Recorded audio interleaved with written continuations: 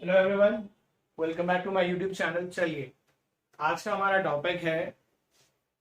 पहले मैंने आप लोगों को कराया था फर्स्ट लॉ ऑफ मोशन के बारे में, उससे रिलेटेड क्वेश्चंस। मोमेंटम भी मैंने आप लोगों को बता दिया था, बट आज दोबारा स्टार्ट करते हैं मोमेंटम, क्योंकि जब हम सेकेंड लॉ का रिलेशन निकालेंगे या उसका डेरिवेशन करेंगे तो वो उसमें काफी हेल्पफुल होता है। सो मोमेंटम क्या होता है? मोमेंटम को बेसिकली हम इस सिंबल से डिनोट करते हैं। आप इसे पी की तरीके से भी डिनोट कर सकते हैं, जिसे पी बोलते हैं ना, तो इस तरीके से आप इसे क्या कर सकते हैं, डिनोट। तो ये है मोमेंटम। मोमेंटम क्या होता है? मोमेंटम होती है power of an object. Power of an object, किसी भी ऑब्जेक्ट की जो पावर होती है ना, उसको मोमेंटम बोलते हैं। भाई जो भी कोई ऑब्जेक्ट है उसकी कितनी पावर है, जितना उसका पावर होगा उसको हम क्या बोलेंगे? मोमेंटम। मोमेंटम बेसिकली क्या होता है? Momentum is the product of mass and velocity. तो मोमेंटम क्या हुआ? Product of mass and velocity. तो हम बोल सकते हैं momentum equal to what? Product of mass into velocity. Momentum का साइन क्या होता है? मास को हम एम से डिनोट करते हैं, वेलोसिटी को वी से। तो मोमेंटम क्या हुआ? M we. मोमेंटम का फॉर्मूला क्या है हमारे पास? P equal to M V. अब इसी से हम इसका एसआई यूनिट भी डिराइव कर सकते हैं, स्टैंडर्ड यूनिट। मीटर का क्या होता है? मास किस में होता है? किलोग्राम। स्पीड किस में होती है? मीटर में। तो kilogram per metre. SI unit of momentum is kilogram per metre. अब आप एक चीज नोटिस करो, जो भी चीज मैंने आपको बताया था इक्वल टू में होती है, उसके डायरेक्टली प्रोपोर्शनल है। तो मोमेंटम दो चीजों के डायरेक्टली प्रोपोर्शनल होता है बेटा। Momentum is directly proportional to mass and velocity. जो भी चीज इक्वल टू में होती है उसके डायरेक्टली प्रोपोर्शनल होती है। डायरेक्टली प्रोपोर्शनल का मतलब मैंने आप लोगों को समझाया था कि अगर मैं किसी एक क्वांटिटी को बढ़ाऊं तो दूसरी ऑटोमेटिकली क्या हो जाएगी? बढ़ जाएगी। अब जैसे देखो, P equal to m into v. आप मास बढ़ा दो,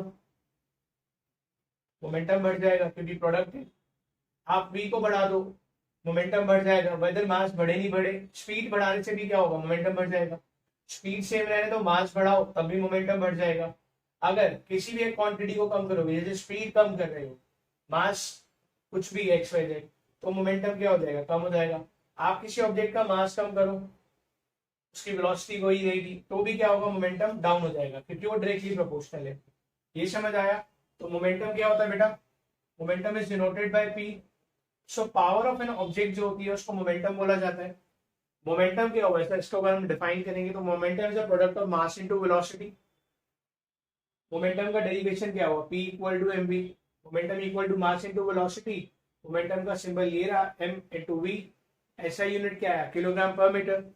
अब इसके अकॉर्डिंग अगर मैं बात करता हूँ, momentum is directly proportional to mass into velocity.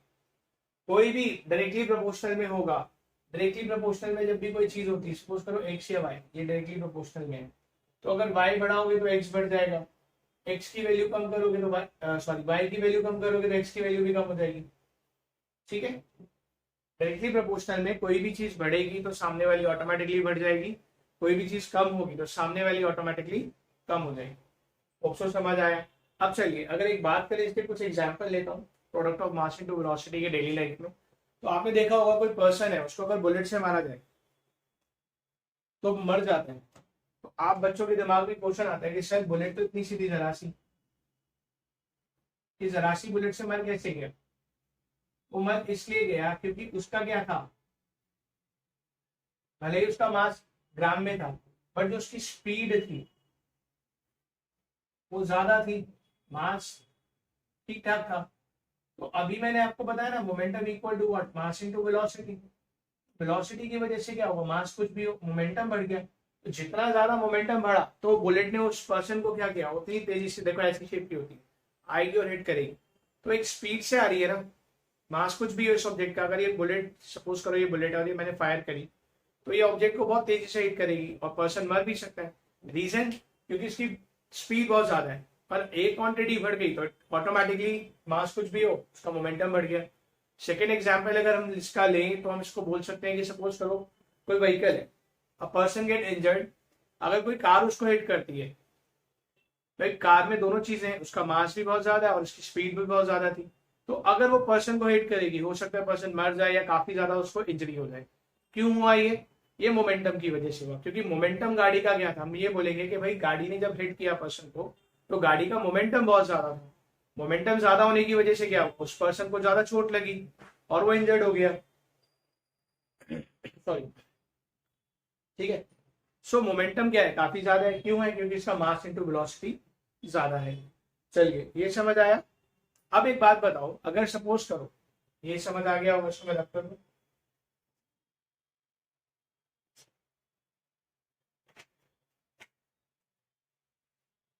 Sorry ऐसा यूनिट में किलोग्राम मीटर पर सेकेंड था, मैंने किलोग्राम पर सेकेंड लिखा, किलोग्राम मीटर पर सेकेंड, ये ध्यान रखो, ठीक है। वो मेरे से गलती से मैंने उसको मीटर पर सेकेंड, मीटर पर मीटर कर दिया, क्योंकि वेलोसिटी मीटर पर सेकेंड में होती है, तो ऐसा यूनिट क्या हुआ, किलोग्राम मीटर पर सेकेंड। अब सपोज करो मैं एक ऑब्जेक्ट लेता हूँ और उस ऑब्जेक्ट का मोमेंटम क्या है,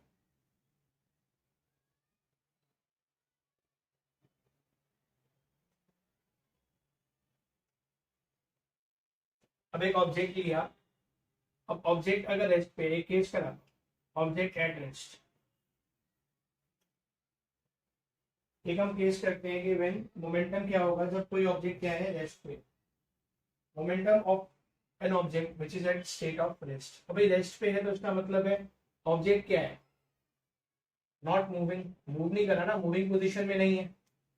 अब मूविंग पोजीशन में नहीं होगा तो उसकी वेलोसिटी क्या होगी, कुछ भी हो सकती, जीरो होगी। अब अगर हम बात करें कि मैं कहता हूँ लेट, मान लो ऑब्जेक्ट का मास क्या है, लेट मास ऑफ ऑब्जेक्ट क्या है बेटा, एम, और एट रेस्ट पोजीशन, अब रेस्ट पोजीशन पे है उसका जो वी है वो जीरो होगा, तो मोमेंटम क्या होना चाहिए, तो मोमेंटम हमें पता है क्या होता है, mass into velocity, v equal to m into v. अब यहाँ देखो मास कुछ भी है m है, वेलोसिटी जीरो हो गई, तो जब भी कोई चीज किसी से मल्टीप्लाई करेगी जीरो से तो ऑटोमेटिकली क्या हो जाएगा, जीरो। तो यहाँ से ये पता चला अगर ऑब्जेक्ट रेस्ट पोजीशन पे है तो मोमेंटम ऑफ एन ऑब्जेक्ट क्या होता है, जीरो।